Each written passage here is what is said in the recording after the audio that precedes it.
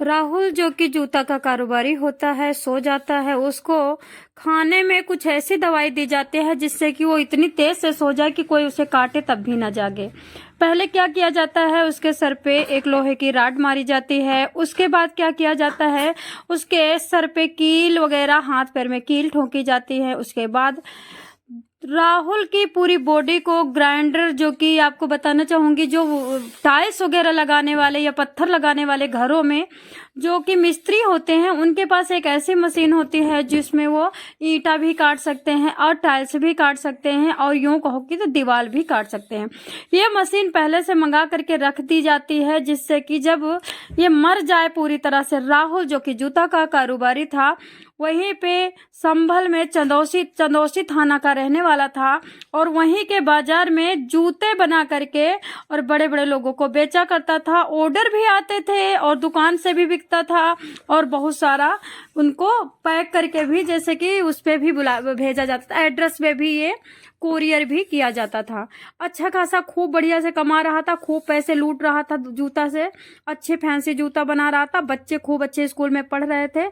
लेकिन ऐसा क्या होता है कि राहुल के साथ इतना बड़ा मतलब भयावह घटना हो जाती है कि इसको दवाई खिलाई जाती है, फिर उसके लोहे की राडें मारी जाती हैं, उसके बाद राड के बाद उसके कील ठोकी जाती है बॉडी में, उसके बाद ग्राइंडर से उसके बॉडी पार्ट को खत्म किया जाता है। राड मतलब ये मान के चलो कि इसकी जो सोनम राजपूत की हत्या या सौरभ राजपूत की हत्या या सोनम ने जो राजा रघुवंशी की हत्या की है, वो सारी हत्याएं फेल है।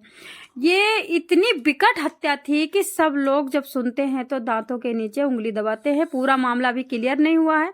चले हम बात करते हैं। मैं सोनी क्राइम न्यूज स्टोरी से बताना चाहूंगी कि संभल में मेरठ सौरभ हत्याकांड जैसी वारदातें सामने आई हैं। यहाँ पत्नी ने बॉयफ्रेंड के साथ मिलकर के, और सबसे बड़ी बात, ये जो राहुल है, इसकी शादी 15 साल पहले होती है। 15 साल पहले इसके 2 बच्चे होते हैं। एक 12 साल का लड़का होता है, एक 10 साल की दिव्या नाम की लड़की होती है। दोनों खूब अच्छे स्कूल में पढ़ते हैं। उसके बाद भी घर में सब कुछ अच्छा चलने के बाद भी इनकी जो पत्नी होती है, उनका नाम रूबी होता है। उनका पेट नहीं भरता रूबी को प्यार नहीं मिलता है। उनका रूबी का कहना है कि हमारे जीवन में कोई प्यार मोहब्बत या रस नहीं था, कोई हमारा जीवन रसहीन हो गया था। बताना चाहूंगी इस पूरी कहानी को जिस तरह से मैं जिस एंगल से समझते हैं।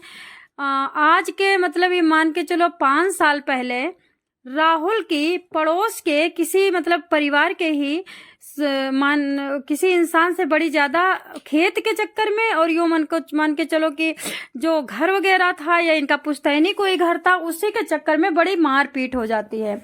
जब राहुल एकदम हताश हो जाता है, केस मुकदमा कचहरी हो जाता है, तो ये कहता है कि जिसने हमें मारा है, भाई ने, जिसने चचेरे भाई ने, इनको मारूंगा। रूबी कहती है तुम टेंशन मत लो, हम इनको मरवा देंगे। रूबी क्या करती है, अपने 2 दोस्त बुलाती है और कहती है हमारे मायके के भैया हैं, ये हमारे साथ ही पढ़ते लिखते थे, 1-2 साल आगे पीछे ऐसे रहा होगा, और ये हमारे अच्छे खासे भाई हैं, सगे भाइयों से भी बढ़ के हैं, और ये अब तुम लड़ाई शुरू करो, ये लोग बदला लेंगे। अच्छा, ये सब जब राहुल देखता है तो फिर गालियां शुरू कर देता है, और फिर चचेरे भाई की जब आवाज आती है कि गाली दे रहा है तो वो भी आ जाता है। खूब जम के लड़ाई होती है, और ये जो रूबी के दोनों भाई थे, ये दोनों खूब अच्छी तरह से अपना रोल अदा करते हैं, वही हीरो वाला घुसम घूसा मारते हैं, और वो सब लोग डर के मारे भाग जाते हैं। दोबारा से उन्होंने कभी नहीं हिम्मत की कि प्रॉपर्टी के बारे में कोई भी दलाली कर सके, कि धोखाबाजी कर सके, कि किसी की प्रॉपर्टी हड़प सके, कि राहुल से लड़ाई कर सके। उसके बाद ये जो दोनों दोस्त आए थे, इनका एक का नाम तो सौरभ था, दूसरे का नाम नहीं, 3 दोस्त आए थे, एक सौरभ, गौरव, अभिषेक हमेशा प्रायः ही अभिषेक और गौरव आया करता है। जो बिचल्ला था वो नहीं आता है, दोबारा से वो कभी नहीं दिखाई पड़ता है। तो राहुल जो था सुबह जाता था, रात को 10 बजे आता था। उससे नहीं पता था कि जो हमारे साले घर में आते हैं, कितने बजे आते हैं, कितने बजे जाते हैं, कितनी देर बैठते हैं, क्या बात करते हैं, उन्हें कुछ भी नहीं पता था राहुल का। लेकिन यहाँ पे तो कुछ और ही हो रहा था। इसी तरह से सितंबर 2025 की अक्टूबर 2025 में राहुल घर पे आता है। राहुल घर पे देखता है कि अभिषेक के साथ इनकी बीबी रूबी नंगी पड़ी है। अब राहुल कहीं का नहीं रहता, बिल्कुल शॉक्ड हो जाता, उस डिप्रेशन में चला जाता, बीबी को मारता है, अभिषेक को मारता है, फिर इसी तरह से मनाता है कि देखो ये सब गंदी चीजें हैं, तुम्हारे भाई हैं, तुम भाई कहती हो और तुम इस तरह से संबंधों में पड़ी हो, ये बहुत बड़ा पाप है, आप कहीं की नहीं रहोगी, घर की मतलब नाश के दिन आ चुके हैं, इस तरह से समझाता है। लेकिन एक दिन फिर ये देखता है जो गौरव होता है, गौरव के साथ भी बीबी नंगी पाई गई, यानी गलत गतिविधियों में संबंध बनाते पाई गई। इस तरह से अब ये बेचारा राहुल बहुत ही परेशान हो गया था। अब इसने कहा था कि अब तुम्हारे जो राज हैं दोनों तीनों के, तुम दो दो बॉयफ्रेंड रखी हो और तुम अपने आप को पतिव्रता कहती हो, पूरी दुनिया के सामने आना चाहिए। ये खुंदक घर में लड़ाई झगड़ा चलता था, खुंदक चल रही थी। इसी चक्कर में रूबी डर गई कि कहीं अगर पूरे गांव के सामने मेरा दोनों अवैध संबंध आ गए तो मैं कहीं की नहीं रहूंगी। और रूबी ने ये प्लान बनाया। ग्राइंडर से 100 के टुकड़े करे गए, मृतक के धड़ और कटे हुए हाथ को घर से 800 मीटर दूर नाले में फेंके गए, जबकि सिर को रामघाट में गंगा नदी में फेंका गया। कपड़े भी जला दिए गए। पत्नी ने खुद को बचाने के लिए 6 दिन बाद पति के लापता 18 नवंबर को पति को मार करके नाले में गिरा जाता है और 24 नवंबर को जाकर पुलिस में बताती कि मेरा पति नहीं आया है। शिकायत पुलिस में दर्ज कराई जाती है। 6 दिन बाद 27 दिन बाद पुलिस ने नाले के किनारे एक सफाई हो रही थी, सफाई अभियान में सड़ा गला 100 बरामद किया। जो सफाई कर्मचारी थे, पॉलीथीन उनके पैर में लगती है सफाई करते वक्त और वो पॉलीथीन बाहर निकालते हैं तो पॉलीथीन में विकट बदबू आ रही थी और बहुत ही ज्यादा उसमें से सड़ा हुआ मांस लटका हुआ था, आधा शरीर था। 5 दिन बाद पोस्टमार्टम के दौरान 100 के कटे हुए हाथ पैर राहुल नाम का टैटू दिखा, जिससे मृतक के 100 की पहचान हुई। पुलिस को पत्नी से पूछताछ में शक हुआ कि घर पहुंचकर पुलिस ने जब छानबीन की तो लोहे की राड में निकली और जो उनका हीटर था, बिजली वाला हीटर, उसमें बहुत सारे खून के धब्बे निकले। किचन की दीवार पे खून के धब्बे निकले। पहले क्या होता है, जब ये गई थी वो करवाने अपने पति की गुमशुदगी की रिपोर्ट लिखवाने गई थी, तो इसने जो टैटू वगैरह बनवाया था, जो स्टैचू बनवाया था, पति की लंबाई चौड़ाई लिखाई थी, सुंदरता जो शकल सूरत लिखाई थी। सबसे बड़ी बात कि जो वो 100 था उसकी लंबाई चौड़ाई सेम थी।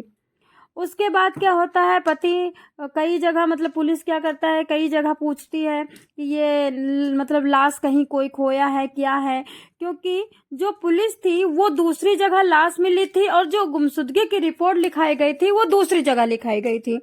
तो तब जब पहुंचते जब जहाँ पे चंदौसी थाने में जो FIR लिखाई गई वहां पे बात आती है, वहां पे फोटो आते हैं कटे हुए 100 के, तो पुलिस सकते में आ जाती है। जब वहां पे बताया जाता है कि देखो राहुल लिखा हुआ है, हाथ के बाएं हाथ पे राहुल लिखा हुआ है, तो पुलिस मतलब सकते में तब आती है कि एक जो महिला आई थी वो भी अपने पति का नाम राहुल बताया था।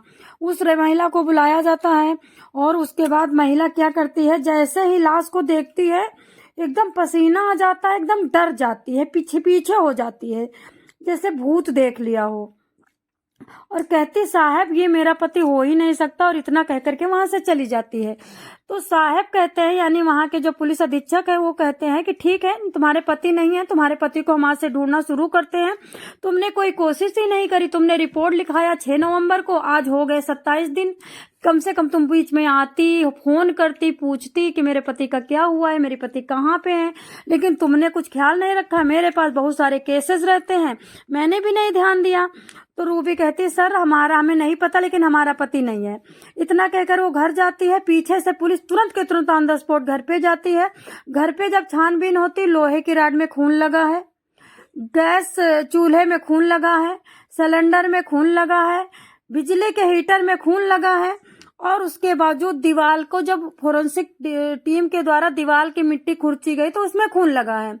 खून को जब जांच किया गया तो जो राहुल की बॉडी आधी लाश मिली थी, सड़ी हुई लाश, उसकी बॉडी के खून बराबर मिलते हैं। अब देखो पुलिस को शक तो पहले ही हो गई थी, जब ये ड्रामे कर रही, डरी बड़े तेज से, पीछे हो गई, फिर पसीना आ गया, फिर बोली नहीं साहब मेरा पति हो ही नहीं सकता है। तो 40 साल का राहुल था और ये महिला थोड़ा सा 10 साल छोटी थी पति से अपने।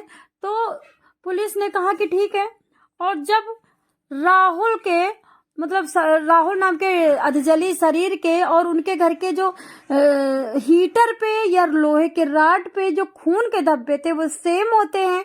तो पुलिस के तुरंत इस महिला को उठाती है। वो दोनों मामा वगैरह जो बच्चों के थे वो पकड़े जाते हैं। और उसके बाद जब मामला निकल के आता है कि यही कि हमें प्यार नहीं करता था, हमें समय नहीं देता था, जीवन में रस नहीं था, लिविंग रिलेशनशिप कानून पास है, आप किसी से के साथ अपना टाइम काट सकते हो, किसी से प्यार कर सकते हो। साहब मैंने यही किया, कुछ खास नहीं किया, लेकिन मेरे पति ने मेरी बेइज्जती करने की कसर नहीं छोड़ी। मेरे पति ने खास कह दिया कि मैं तुम्हें नहीं छोड़ूंगा, मैं तुम्हें पूरी दुनिया में बदनाम कर दूंगा। इस वजह से हमने इसको रात में दवा दे करके इसको मारा। मारने के बाद कीले जूतों मतलब जूते की जो कीले थी घर में, जो जूतों में कीले लगती, वो शरीर में ठोकी गई। बताओ कितनी बेहयाई से मारा गया है, कितनी बेदर्दी से मारा गया। उसके बाद टाइल्स काटने वाली मशीन से, ग्राइंडर मशीन से टुकड़े टुकड़े करे गए, गंगा नदी में सर फेंका गया और उसके बाद धड़न गंदे नाले में फेंका गया। अब ये सारे पकड़े गए। बेटी ने पूरा गवाही दी कि हाँ, जब मैं स्कूल से आई तो ये लोग लाश को कट कर रहे थे, मेरे को मारा गया, धमकाया गया, मैं डर गई थी, मैं किसी से नहीं बता सकी, मेरे को बहुत मारा जाता था। और सबसे बड़ी बात, जो अभिषेक आता था वो कहता था मैं तुम्हारा पापा बनूंगा। तुम्हारे पापा के मरने के दिन आ गए हैं। 2023 से लेकर के 2025 तक आज का सिलसिला पूरा बढ़ रहा है। अफेयर और अवैध संबंध ही देखे जा रहे हैं। बस पुलिस के पास जितनी फाइलें हैं अवैध संबंधों के हैं, और वो भी बूढ़े और बुढ़िया के। पति से पेट ही नहीं भरता है। और उस पे सरकार ने क्या कानून पास किया है, लिविंग रिलेशनशिप, अडल्टी। अब आप क्या कहोगे इसके बारे में? क्या हम लोगों को रोड पे निकल के धरना प्रदर्शन करना है, लिविंग रिलेशन वाला कानून को रद्द करवाना है? जो सरकारें बैठी हैं इनको कोई फर्क नहीं पड़ता, हम मरे या जिए।